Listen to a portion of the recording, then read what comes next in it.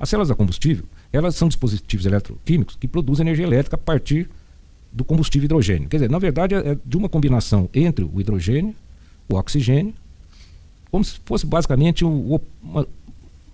vai até aparecer mais adiante, né, alguma coisa sobre isso, vamos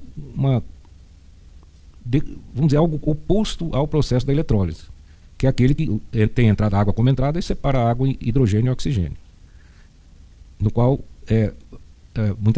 muitos de nós, né, tivemos essa experiência durante o ensino médio, né, de fazer a eletrólise da água.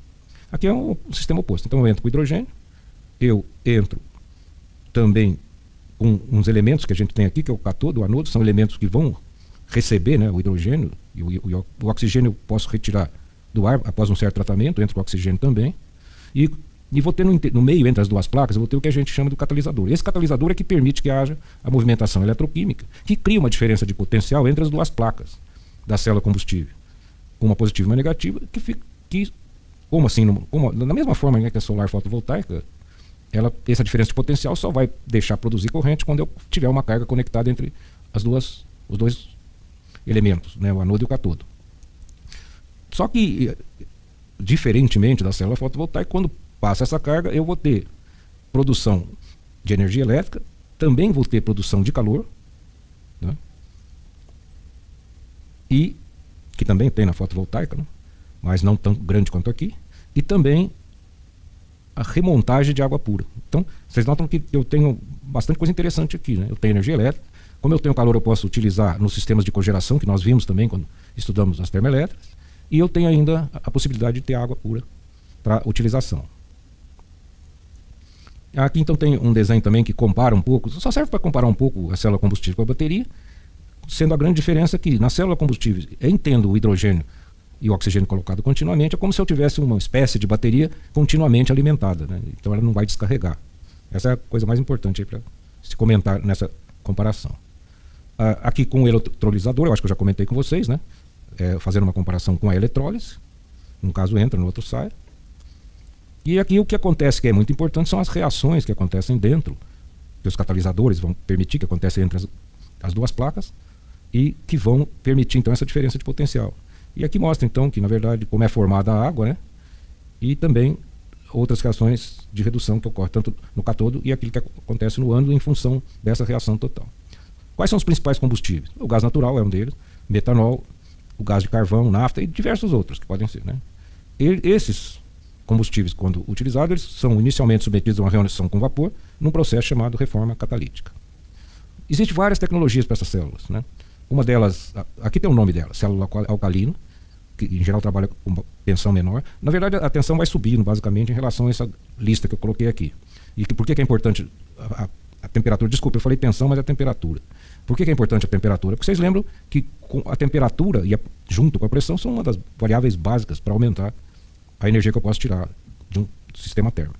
E aí tem a célula ácido fosfórico, célula polímero sólido, célula carbonato fundido e células a óxido sólido. Aqui, para quem gosta de equações químicas, então vem aqui um gráfico mostrando o que ocorre nelas, né, e as temperaturas também que tem, quando a gente tem os vários tipos diferentes de catalisadores.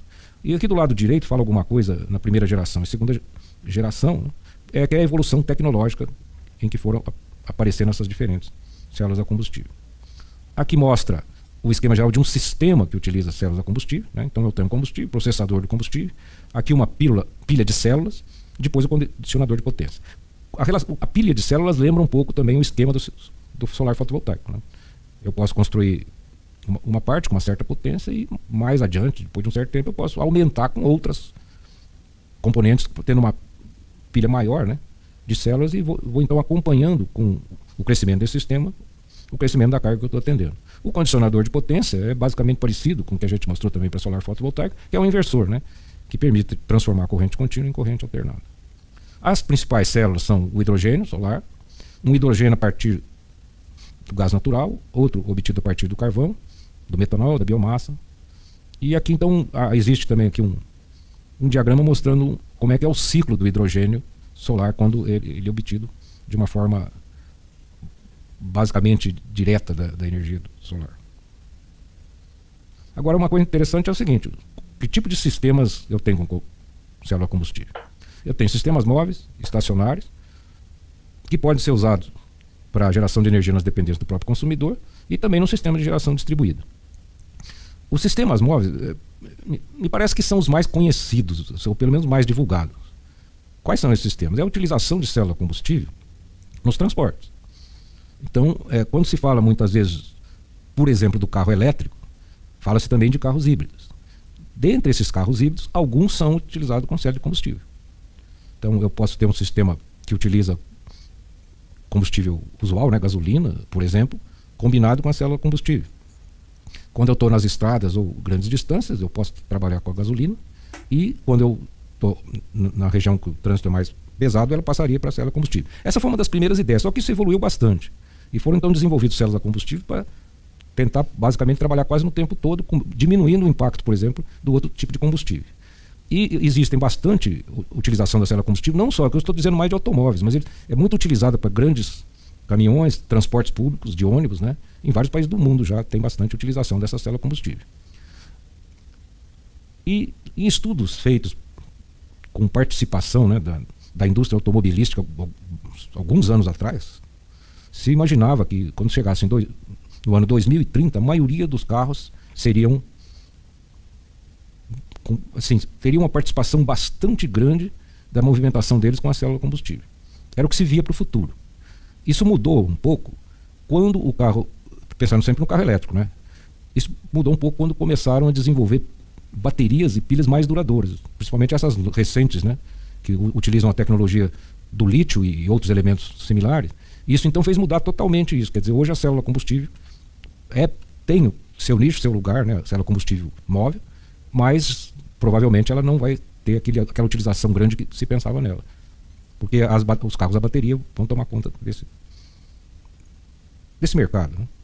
Mas agora vamos olhar aquelas células a combustível estacionárias. Elas já é diferente, porque elas são pequenas, podem ser colocadas em diversos locais, e elas têm sido utilizadas cada vez mais em sistemas de cogeração, para alimentação de pequenos comércios, para pequenos shopping centers, hospitais principalmente, porque aí tem uma vantagem, né, que eu tenho água, tenho calor para aquecer a água, para utilização, hotéis também, né, nas lavanderias, esse tipo de coisa, e geração de energia elétrica. Então eu tenho um processo que é de cogeração e geração de energia elétrica. Existe já algumas aplicações no Brasil, muitas estão ainda em fase de teste. Uma delas até está na Universidade de São Paulo, onde eu dou aula. É uma célula combustível pequena, mas tem sido testada lá no hospital universitário. Aqui mostra, e ela pode trabalhar isoladamente ou operando em paralelo com a concessionária. Então aqui tem um esquema dela operando em paralelo com a concessionária, e tem também um sistema de cogeração célula combustível numa unidade, né, produzindo água quente por meio de trocador de calor. Porque, como vocês sabem, quando eu produzo calor, eu posso utilizar para aquecimento e também para refrigeração, que é o caso aqui dessa figura.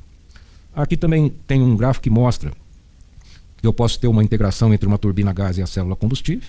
Então seria um sistema de ciclo combinado, né, utilizando célula combustível, que então seria o último exemplo que eu dou aqui sobre esse assunto, que é um assunto com o nome de fuel cell. Vocês vão ter muita informação, porque é um equipamento que começou a ser utilizado e desenvolvido durante as viagens espaciais, para alimentar os satélites artificiais e outros equipamentos que estavam no espaço. Depois foi desenvolvido melhor para aplicação aqui na Terra. Obrigado. E essa aula então está terminada aí.